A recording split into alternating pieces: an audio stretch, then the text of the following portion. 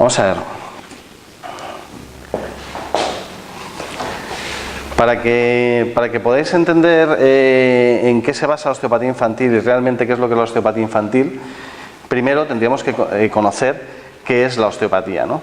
Hay muchísimos profesionales que se dedican a las terapias manuales que realmente no conocen el concepto de osteopatía porque piensan que la terapia manual que se utiliza con osteopatía es sencillamente manipulaciones estructurales e incluso un tipo de manipulación a veces incluso agresiva, ¿no? Como digo.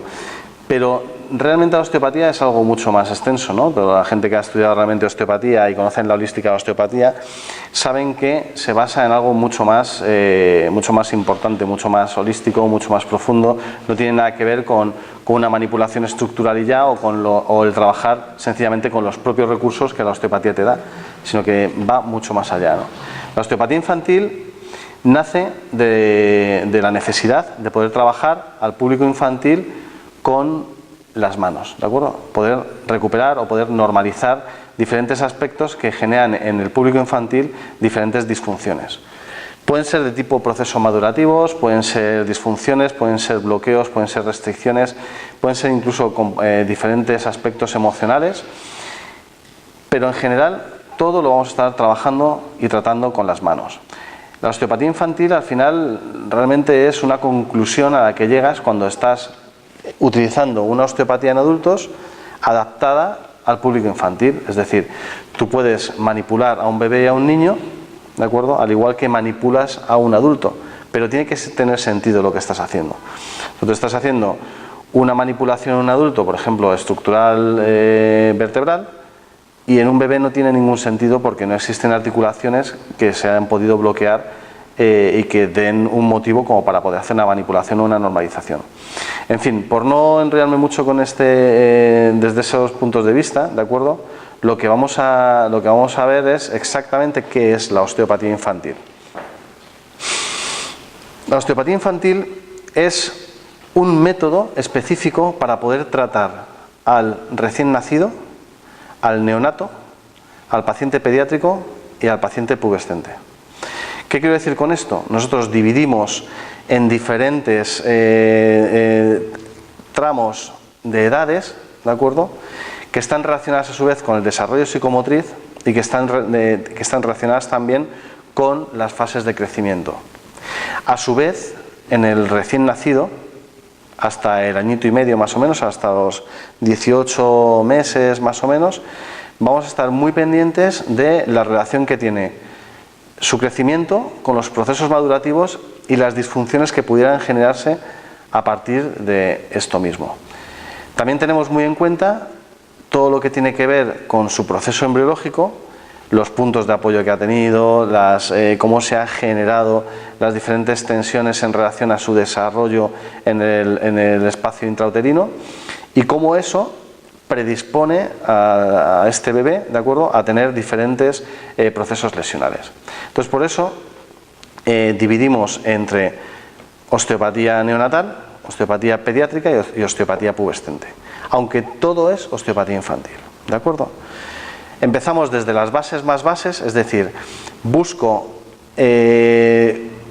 cuáles son las predisposiciones lesionales, ¿de acuerdo?, para poder normalizar algo que todavía no existe, es decir, hay una predisposición tensional lesional a una plagiocefalia en este bebé. La plagiocefalia no existe, pero la forma en la que se manifiestan los movimientos involuntarios al hacer la palpación están describiendo que se va a generar en ese cráneo una plagiocefalia, porque las formas de movimientos se comportan de determinada manera. O este bebé va a tener un problema de reflujo, cólico de lactante, o esto que vemos que es una inmadurez de cadera puede estar relacionado con displasia de cadera o puede dar problemas más adelante. Es decir, buscamos desde un primer momento, desde el recién nacido, ver qué predisposiciones lesionales, que ahora mismo tú ves que no tiene nada, pero sí que puede generar en su día algún tipo de predisposición lesional. Estos, digamos, para mí, dentro de la osteopatía infantil, no lo más importante, pero sí lo que pone más en evidencia que la osteopatía funciona desde antes de ser desde antes de que exista la lesión en sí. Entonces, yo pongo el ejemplo siempre, ejemplos muy parecidos porque intento que sea algo bastante fácil de entender. Si tú tienes un bebé con 6 meses con una plagiocefalia, un aplanamiento de uno de los dos lados del occipital, ¿de acuerdo? Y este bebé te vas a cuando tenía 3 meses, ¿de acuerdo? Esa plagiocefalia de 3 meses no es igual que la de 6 en relación a la gravedad y a todos los aspectos que tienen que ver con la plagiocefalia, con capacidad de movilidad, etcétera, etcétera, disposición en el espacio de los órganos de los sentidos, las orejas, los ojos, tal. Entonces, y esa plagiocefalia cuando el bebé tiene 3 meses es una plagiocefalia donde el estado de Fontanelas es mucho más amplio, donde hay más capacidad de movilidad, donde hay más capacidad de modelaje del cráneo para poder hacer que no llegue a tener una plagiocefalia mayor o, lo que es peor, que cronifique la plagiocefalia e implique al resto del cuerpo humano como unidad, ¿de acuerdo?, generando una escoliosis vertebral, etcétera, etcétera. Entonces, si esto de los 3 meses me lo llevo al recién nacido, ¿de acuerdo?, el recién nacido que todavía no tiene una cabeza con una forma o un cráneo con una forma plagiocefálica, me encuentro con que al hacer la escucha de los huesos del cráneo o del cráneo en general para escuchar los movimientos involuntarios, gracias al impulso rítmico craneal es posible detectarlo, como ya sabéis. Hacemos una escucha, ¿de acuerdo? Y lo que vamos a encontrar es que dentro del impulso rítmico craneal está yendo en determinadas direcciones, que es precisamente las direcciones, está marcando la forma en la que está creciendo el cráneo. Si yo tengo un cráneo en la cual los huesos están haciendo una rotación externa, una rotación interna, en la flexión y en la extensión, y estos movimientos son guiados y limitados por las membranas de tensión recíproca, cuando están tirando más hacia un lado que del otro es la forma en la que está creciendo el cráneo. Entonces, una forma plagiocefálica donde pone en evidencia realmente esa predisposición lesional va a tener un movimiento, ¿de acuerdo?, que va a ir en una dirección que deja claro que los huesos del cráneo no están bien alineados a nivel tensional, con lo cual, según van pasando los días, las semanas, va modificándose la forma a partir de esa predisposición lesional. Y así, bueno, pues un poco con todo, ¿no? Las compresiones que se puedan generar a nivel de pares nerviosos craneales, por ejemplo en los motores oculares, o trastornos de la lactancia, como puede ser relacionado con el neumogástrico, glosofaringio o el hipogloso, cuando empiezan a tener dificultades o tienen desde el principio dificultades para la succión y la deglución y no pueden ponerse bien al pecho. O sea, en fin, hay muchísimos fracasos producidos en la lactancia que realmente se han generado porque el bebé no tiene una capacidad de succión o no está cómodo al apoyarse, etcétera, y es sencillamente realizar una serie de normalizaciones para eliminar ese trastorno. Muy fácil. Entonces, claro, tenemos un recién nacido que hasta el mes, 2 meses más o menos, depende de las zonas de España, incluso Europa o del mundo, se considerará neonato con 1 mes o incluso con 2 meses todavía se considera neonato. Pero bueno, la realidad es que tenemos un bebé recién nacido que hasta las 4 o 6 semanas nos está marcando unos parámetros fisiológicos que de la manera que nosotros palpamos y cómo codificamos esas manifestaciones de la información que recibimos a la palpación, ¿de acuerdo?, podemos determinar que existen esas predisposiciones. Una vez que pasan esas predisposiciones y nosotros eso o no lo hemos visto o no lo hemos hecho caso, nos vamos a encontrar ya con la realidad de lo que ocurre y no se ha resuelto antes de que ocurriese, que también será perfectamente tratable. Entonces, nos vamos metiendo en los diferentes procesos lesionales más típicos en el recién nacido, que son deformaciones craneales, compresiones en pares nerviosos craneales, sobre todo en motor ocular, succión, deglución, y a veces incluso puede haber trastorno en el espinal accesorio, relacionado también con tortícolis, y en muchas ocasiones también podemos tener lesiones relacionadas con el olfatorio, que es un par nervioso craneal fundamental para que el bebé pueda reconocer a su madre, ir al pecho y poder realizar la succión, deglución, etcétera. Entonces, tenemos por un lado esto, después el reflujo fisiológico que todos los recién nacidos tienen, pero que pueden dar mayor o menor problema dependiendo de si es un reflujo con un componente espasmódico o con una relación con el diafragma y centro frénico, de manera que inestabiliza todo, y es un bebé que ese reflujo le está generando problemas, o un bebé con cólico lactante también asociado al reflujo o viceversa. Entonces son diferentes trastornos principalmente que vamos a poder ver en un recién nacido, que son relativamente fáciles de resolver o por lo menos de ayudar para que mañana eso no sea un problema. Tenemos también las displasias de cadera, tenemos también los pies zambo, tenemos el labio leporino, tenemos una infinidad de disfunciones en el recién nacido, que unas van por procesos madurativos, otras porque ya hay una predisposición genética, ¿de acuerdo? Otras porque se han producido diferentes tensiones en el proceso embrionario, ¿de acuerdo? O sea, son vestigios tensionales generados en el proceso embrionario y que llegan a verse ya implicados cuando el bebé ya tiene un mes, 5 semanas, 6 semanas más o menos. Entonces luego tenemos ya la osteopatía relacionada ya con el bebé un poquito ya más mayor, entre los 2 meses y los 6 meses, ¿de acuerdo? Que es un lactante menor, pero que a la vez que ya empieza a tener ya una disociación de los movimientos, ya empieza a ver mejor, ya distingue lo que se mueve de lo que no se mueve, ya empieza a trabajar con los órganos de los sentidos de otra manera, su desarrollo psicomotriz está en una fase determinada en la cual puede estar generando o poner en evidencia, digamos, otro tipo de restricciones que pudiera tener el bebé. Y también será tratable, es decir, todo lo que tenga que ver con plagiocefalias, trastornos de tipo digestivo, trastornos del sueño, ¿de acuerdo? Fundamental también, y vamos a poder trabajarlo perfectamente. Y luego ya en el bebé ya de 6 meses a 15 meses, 18 y tal, aparte de poder trabajar todo esto que hemos hablado y además de las tortícolis asociadas que pueda haber también, escoliosis vertebrales, trastorno de tipo digestivo, pie zambo y trastorno del sueño, o sea, principalmente un poco son los trastornos más habituales, también todos los relacionados con todo lo que tenga que ver con las relaciones articulares, relaciones de tejido blando, curvaturas fisiológicas, etcétera. Es decir, todas y cada una de las estructuras del cuerpo humano que de determinada manera no estén cumpliendo una función fisiológica correcta. Y a su vez esto esté provocando un trastorno del tipo que sea. ¿Vale? ¿Se entiende bien? ¿Sí? Lo estoy hablando como para todo el mundo, me siento un poco raro, la verdad, pero bueno, es que es así.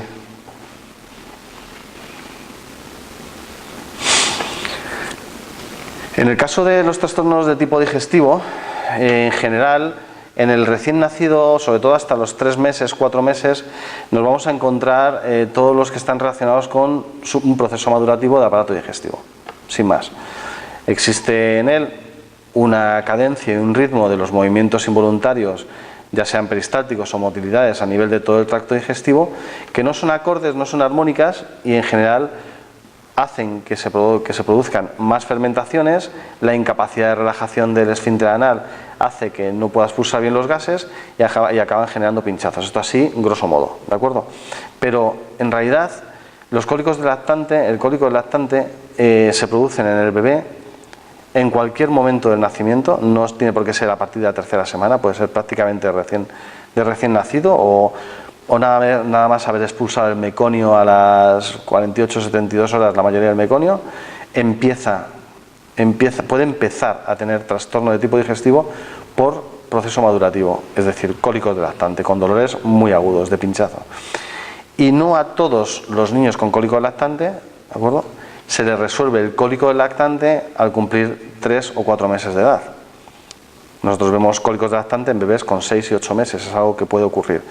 Pero ya no sería tanto de tipo proceso madurativo, sino que existe algo en ese aparato digestivo que si en un momento dado podía ser de tipo madurativo, algo ha quedado que no va bien.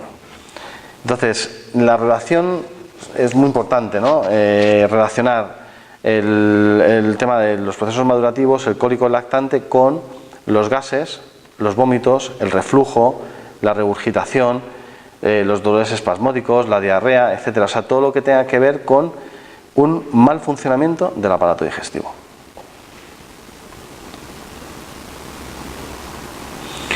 Es que no me puedo enrollar con esto porque si no nos vemos de aquí. Otro de los trastornos súper habituales son las tortícolis. Las tortícolis pueden ser de diferente índole, vamos. Puede ser la típica tortícolis congénita, o sea, es decir, el bebé nace ya con ese acortamiento muscular, incluso con la oliva o alguna fibrosis muscular, o a mí se me han dado casos de niños que les faltaba un escaleno y ya temas un poco más raros. En general, las tortícolis no tienen por qué ser complicadas de resolver, pero tienen que resolverse desde el punto de vista de la alineación estructural y también de la tensión muscular, es decir, y no solamente de la tensión muscular. Luego, normalmente en una tortícolis siempre viene asociada una plagiocefalia, y la plagiocefalia se produce tanto porque ya existe una información plagiocefálica o porque la actitud postural del bebé, como no puede ser de otra manera y hay un acortamiento de uno de los dos lados, de donde más apoya acaba aplanando la cabeza. O sea, todo lo que tenga que ver con procesos lesionales que estén relacionados con otros procesos lesionales, ¿de acuerdo? Al final genera una potencia entre ellos que las inercias que están provocando son más difíciles, digamos, de parar, de resolver. Pero aún así, si vamos a atajar directamente en donde se está provocando el problema, el foco de los puntos tensionales que están alimentando tanto la tortícolis como la plagiocefalia asociada a tortícolis, se resuelven perfectamente. Pensad que nosotros vamos a estar utilizando constantemente diferentes recursos de la osteopatía y de esos recursos de la osteopatía adaptados al bebé y al niño. Es decir, nosotros vamos a utilizar una osteopatía craneal, pero una osteopatía craneal que va a tener en cuenta que los huesos del cráneo no tienen suturas, que hay un estado de fontanelas que está en pleno crecimiento y una serie de aspectos, ¿de acuerdo?, que en el adulto no lo tendríamos en cuenta. Por ejemplo, aspectos fundamentales en una plagiocefalia, que sabemos que la cabeza, cuando el bebé tenga 6 o 7 meses, el cráneo de ese bebé ya ha crecido el 80% de lo que va a crecer el resto de su vida. Nosotros no podemos modificar la forma de un cráneo si no crece, es decir, cuando ya ha dejado de crecer, el margen de maniobra que tenemos es muy pequeño. Entonces nosotros no podemos normalizar una plagiocefalia a un bebé con 7 o 8 meses, no vamos a normalizar la plagiocefalia, vamos a normalizar todo lo que genera la plagiocefalia, lesiones secundarias, terciarias y todo lo que esté relacionado y asociado a la plagiocefalia, compresiones vasculares, nerviosas, funcionalidad, en general todo lo que tenga que ver con el aspecto fisiológico y las relaciones con el resto del cuerpo como unidad, ¿no? Por ejemplo, la escoliosis, existen 2 tipos de escoliosis: escoliosis craneal, que sería la plagiocefalia, y la escoliosis vertebral.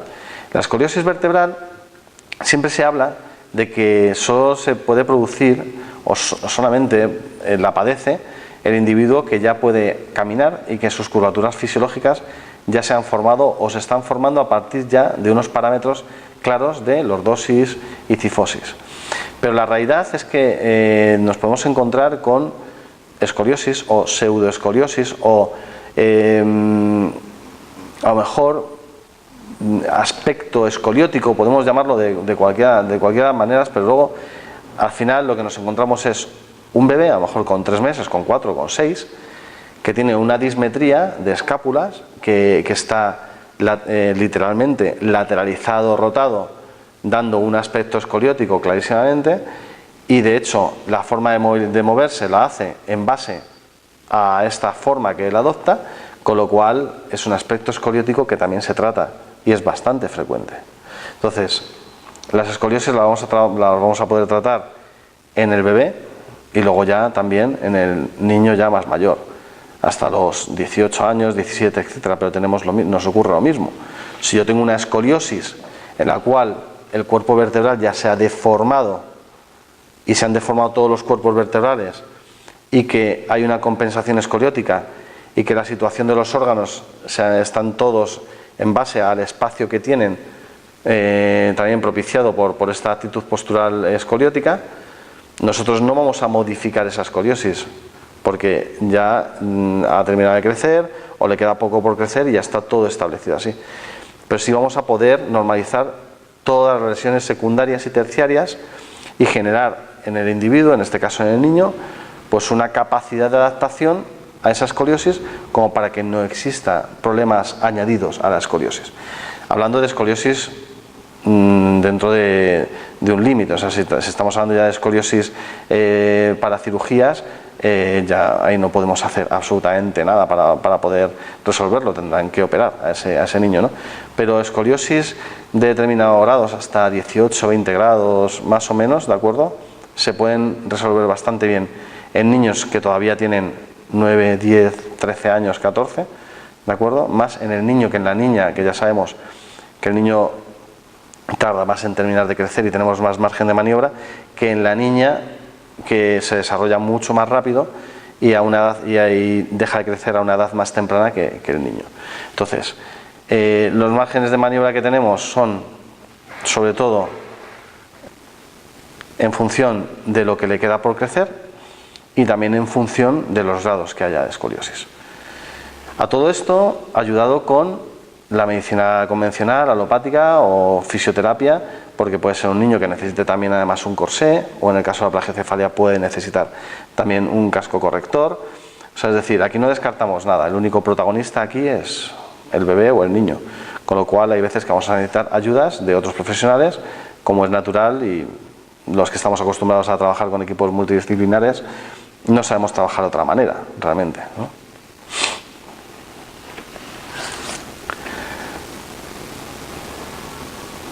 Las deformaciones craneales es algo que vamos a trabajar mucho, como ya os comento, y son 3 presentaciones principalmente: la plagiocefalia, la escafocefalia y la braquicefalia. Pero al final la que vamos a trabajar más va a ser la plagiocefalia, siempre, ¿vale? Las braquicefalias, que es el aplanamiento total del occipital, suelen ser más de tipo étnico. No es, te puedes encontrar sobre todo gente sudamericana, asiáticos. Es muy típico el aplanamiento bilateral del hueso occipital. Siempre y cuando este aplanamiento no esté modificando parámetros relacionados con la conformación anatómica en relación a agujeros o hendiduras por donde pasan todos los tegumentos y vainas vasculares, si esto no está generando un problema, la braquicefalia no es un problema. ¿De acuerdo? El problema son las braquicefalias plagiocefálicas, es decir, aplanamiento bilateral, pero incidiendo más en uno de los dos lados. ¿De acuerdo? Las escafocefalias, por definición, son, o por lo menos en neurocirugía en general, compañeros con los que hablamos, e incluso podemos verlo en diferentes libros, diferentes autores, citan la escafocefalia como una craneosinostosis de la sutura sagital. ¿Qué quiero decir con esto? Que en una craneosinostosis nosotros no vamos a poder hacer nada realmente. Si nos tosean 2 huesos, sabemos que ocurre eso, ¿no? Que hay una osificación prematura y que va a haber una intervención quirúrgica para poder resolverlo, porque si no, el cráneo en esa zona no sigue creciendo. ¿De acuerdo? Pero también hablan de cráneo escafocefálico a las formas dolicocefálicas de los cráneos, que por norma general suelen ser cráneos normales, pero con esa particularidad, que son dolicocefálicos, igual que los trococefálicos o los platicefálicos, etcétera. Hay muchas formas de cráneos que son pues particulares en sí mismos y no tienen ninguna importancia. Con lo cual la escafocefalia tampoco la vamos a tratar, a no ser que en esa forma del cráneo, de alguna manera, por algún motivo, se esté provocando alguna compresión tensional que tengamos que resolver, ¿de acuerdo?, con osteopatía. Eso nos pasa con la plagiocefalia, con la escafocefalia y con la braquicefalia.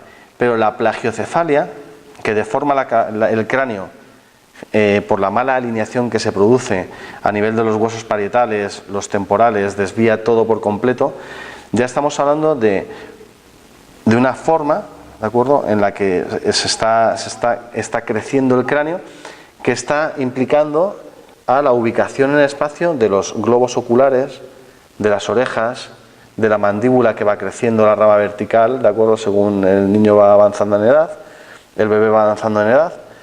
Entonces, claro, ya estamos hablando de que son parámetros que tenemos que cambiar. O sea, es decir, la cabeza puede ser que siga estando un poquito aplanada, pero las orejas tienen que estar alineadas.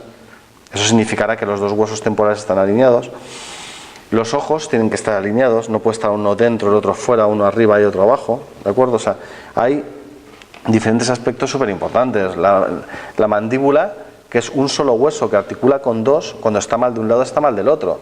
Quiere decir que si yo tengo un temporal adelantado, ¿de acuerdo?, la mandíbula va a modificar su forma, ¿de acuerdo? Y si además esto le sumamos que está creciendo y que se está formando, pues ya sabemos que el cuerpo mandibular va a deformarse para poder adaptarse a la ubicación que tiene en el espacio en sus relaciones articulares. Con lo cual es muy importante resolver todo lo que tenga que ver con malas alineaciones y deformaciones. Y la más importante de todas y la que nos vamos a encontrar siempre va a ser la plagiocefalia. De esta vamos a tener dos tipos de plagiocefalia principalmente, una craneal y otra craneofacial. La craneofacial es la que afecta a la cara y la craneal es la que no está afectando a la cara. La que afecta a la cara, a los huesos de la cara, a los huesos propios de la cara, es del lado donde está el aplanamiento occipital, que empuja el hueso temporal hacia adelante y empuja el hueso parietal hacia adelante. Ambos empujan el hemilado frontal hacia adelante. Con lo cual siempre vamos a encontrar del lado del aplanamiento, en una plagiocefalia craneofacial, un abombamiento del frontal, de la eminencia frontal, del lado del aplanamiento del hueso occipital. Eso es craneofacial, ¿vale? Si no tenemos adelantado, pues será craneal, nada más, son particularidades. Otro de los trastornos que vemos muchísimo con osteopatía infantil, de hecho yo podría decir que el 15% de mis pacientes,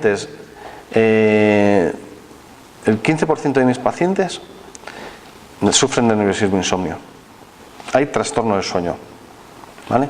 Ya no solamente niños con trastornos madurativos o con diferentes trastornos, incluso sociales, de todo tipo, ¿de acuerdo? O sea, hay niños con problemas graves, sino también bebés que no han vivido nada y aparentemente deberían dormir muchísimas horas, ¿de acuerdo? A lo mejor en torno a las 16, 18 horas en total, en 24 horas, y a lo mejor duermen por la noche 20 minutos, se despierta, 2 horas se despierta, y a lo mejor se despierta 15 veces por la noche o 20 veces por la noche. O sea, es decir, el trastorno del sueño puede estar en el recién nacido, en el bebé, en el niño, en cualquier momento. Lo habitual no es en el recién nacido, suele aparecer más a partir de los 6 meses de edad. Pero bueno, también he visto bebés que a los 4 o 5 meses pueden tener alterado el sueño.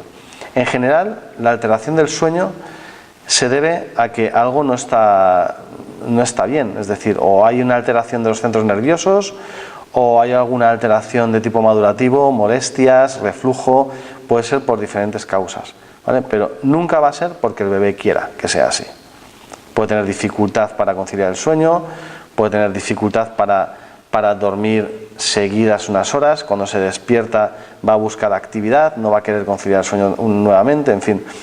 Pero algo no va bien. Y con osteopatía craneal infantil se trata muy bien porque logramos normalizar la actividad incoherente que se genera en los centros nerviosos a nivel del suelo del cuarto ventrículo, y además generamos una armonía en los movimientos involuntarios de todas y cada una de las partes de su cuerpecín. En la subluxación de cadera, más bien displasia de cadera, nosotros vamos a tener ahí bastante que hacer, ¿de acuerdo? Independientemente de que un bebé con una displasia de cadera tiene que estar utilizando un arnés, ¿vale? Pues algo muy serio, y tiene que encontrar el trocánter, su ubicación con el acetábulo, y tiene que estar bien alineado para que no tenga ningún problema más adelante, o sea, no solamente en ese momento, sino también más adelante. Tenemos que buscar la forma de normalizar las tensiones generadas a nivel de la coxofemoral, porque el bebé con un arnés y en pleno desarrollo psicomotriz, ¿de acuerdo? Lo más normal es que le pille o bien en la fase de reptar o en la fase de gateo, con lo cual son niños que luego pueden tener alteraciones diferentes. Es un niño que a lo mejor le estás poniendo un arnés, no está haciendo el gateo, no está haciendo no está reptando, le estás limitando en esas áreas, ¿de acuerdo? Y resulta que luego de mayor, el niño, pues con 12 años o 11 años o incluso menos, cuando lee de la pizarra o de alguna televisión grande, tal, va a saltar las líneas, no va a poder seguir, se va a perder, es decir, va a tener problemas también con la memoria fotográfica, y todos estos problemas de optometría se produjeron ya antes, o sea, existen unas lagunas con unas interferencias que se hicieron en un momento dado, cuando estaba en su desarrollo psicomotriz, en esa sinapsis neuronal motora, y luego se refleja más adelante, ¿de acuerdo? Entonces, todo esto hay que verlo. Valgos y varos en las rodillas en el niño los vamos a estar viendo en muchísimas ocasiones. O sea, niños que tienen valgo de rodilla, que normalmente los dejan pasar y dicen, no, bueno, eso ya se le quitará o no, pero nada que hacer. O les ponemos plantillas o tal. Vamos a ver.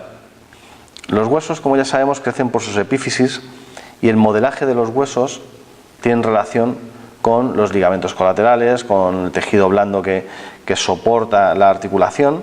Entonces, lo que vamos a buscar es que la forma en la que crezca sea en la dirección adecuada, y la alineación no exista solo en la rodilla, sino que exista a nivel de la tibia astragalina, coxofemoral, lumbosacra, occipito cervical. Es decir, en todas y cada una de las charnelas de las que se compone la columna vertebral, y luego en la pelvis y en el pie. Con lo cual, una vez que nosotros generamos ese tipo de normalizaciones, los puntos de apoyo se modifican, los vectores de fuerza cambian, y no hay tanta incidencia como bucles, digamos, en la zona de la rodilla, que deja de ir a la forma de valgo y se forma, digamos, la rodilla con menos valgo.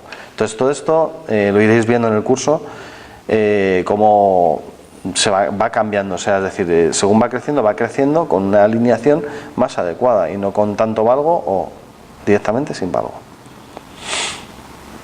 Las lesiones de ATM en el niño no son especialmente frecuentes, pero sí, por ejemplo, los bruxismos o las tensiones anormales a nivel de la musculatura masticatoria, y que ya están generando unas tensiones anormales en los tejidos retrodiscales, que cuando sean adultos van a tener problemas graves, pues todo esto se puede ir viendo ya desde edad muy temprana. Tenemos un programa de evaluaciones muy específico, en el cual hacemos una valoración de aspectos fundamentales en diferentes etapas de la vida del niño. Lo tenemos dividido en el recién nacido y neonato hasta los 2 meses, luego de 2 meses a 6, de 6 a 12, de 12 a 17 y de 17 a 24, y luego ya de 24 en adelante. Entonces, en un programa de evaluaciones, lo que vamos a ver principalmente va a ser esto en el neonato, ¿de acuerdo? Veis aquí a la derecha pone RN y NN. Bueno, pues RN es recién nacido y NN es neonato. Lo primero que hacemos es realizar una escucha para reconocer el impulso rítmico craneal, para ver la calidad del impulso rítmico craneal, la velocidad y la cadencia del pulso rítmico craneal. ¿Qué quiero decir con esto? Que si todos estos parámetros están correctos, ¿de acuerdo?, el bebé no tiene ningún trastorno a nivel neurológico ni a nivel de tipo madurativo de ningún tipo, porque sigue los parámetros que tienen que ver con los movimientos propios del cerebro y la médula, que a su vez tienen que ver con la fisiología general del movimiento respiratorio primario, con lo cual estamos viendo ya algo muy potente. Luego tenemos los parámetros de tipo tensional, que también serían en el recién nacido y en el neonato, que tiene que ver con la alineación de los huesos del cráneo y los diferentes puntos de tensión de los huesos del cráneo para la predisposición lesional relacionado con plagiocefalia, braquicefalia, escafocefalia y derivados. ¿Vale? Luego tenemos las formas de palpación fundamentales para entrar ya como protocolo principal, ¿de acuerdo? Y nos vamos a los parámetros de tipo compresivo. Los parámetros de tipo compresivo están relacionados con los 12 pares nerviosos craneales. Pero realmente en el recién nacido y en el neonato, aquí sobre todo lo ponemos para el neonato, porque el recién nacido no tiene sentido ver nada relacionado con pares nerviosos craneales, a no ser que sea una parálisis del nervio facial que se haya producido por un forceps o sea, en general, si no es esto, o bien una parálisis facial, que sale con la cara planchada, o bien alguna lesión del nervio olfatorio provocada directamente también en el nacimiento, o cosas así raras, ¿vale? Pero principalmente lo vamos a ver más en el neonato. Y centraremos la atención, de hecho, en el olfatorio, en el óptico, en los motores ocular, ¿vale? Motor ocular común, patético y externo. En el trigémino, yo personalmente no he dado con ningún caso de ningún bebé con una neuralgia del trigémino ni con ningún niño, y creo que no sería fácil encontrar algo así, pero sí puede ser que existiera algo relacionado con el facial y el trigémino, con alguna parálisis, pero bueno, esto no es frecuente. Luego con el auditivo vestíbulo coclear, no tanto a nivel de vestíbulo coclear, sino más relacionado con el moco en el oído, con las otitis serosas, ahí sí, pero desde luego no en el neonato, es más ya en el niño. Y luego sí, muy importante, glosofaringio, espinal accesorio, neumogástrico y el hipogloso, ¿de acuerdo? Son pares nerviosos craneales que tienen relación directa con la lactancia, con lo cual fundamental que no haya irritación ni nada que esté generando algún trastorno a nivel del glosofaringio, ni el neumogástrico, ni tampoco el hipogloso, sobre todo por los movimientos de la lengua, ¿vale? Luego vemos si existe algún tipo de compresión craneocervical, compresiones vertebrales, compresiones articulares periféricas también. Vemos todo, las falanges, absolutamente todo, ¿vale?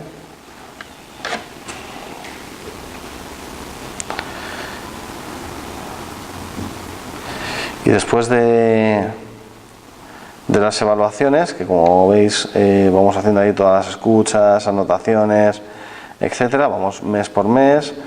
Luego ya de 3 a 6 meses vamos ya introduciendo ya las escuchas y valoraciones de la articulación temporomandibular. Vamos viendo la capacidad prensil, si ya va disociando alguno de los movimientos, si tiene las tensiones neuromusculares adecuadas a nivel de la musculatura paravertebral, en fin, vamos viendo todo. Las relaciones articulares de los 6 a los 12 meses, ver si está normal la propiocepción motora, si llegan bien los neuromotores la propiocepción a los neuromotores musculares y realiza la acción normal articular, y todo en todos los parámetros, tanto en rango fisiológico como en rango anatómico.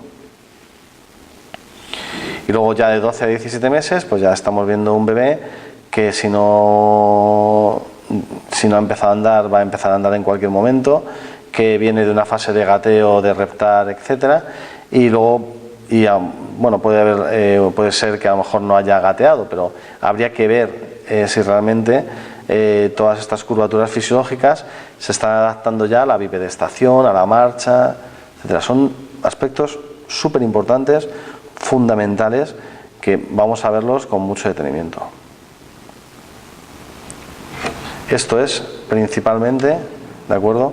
Pero luego de aquí muchas más cosas, es decir, te pueden venir niños con trigonocefalias, por ejemplo, con la craneosinostosis de la sutura metópica, que suelen ser niños sobre todo en síndromes.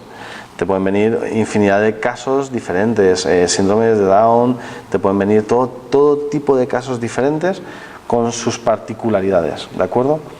Y tú, desde las escuchas que realizas, las formas y protocolos de evaluación, vas a poder saber qué es lo que puedo hacer con este bebé o con este niño.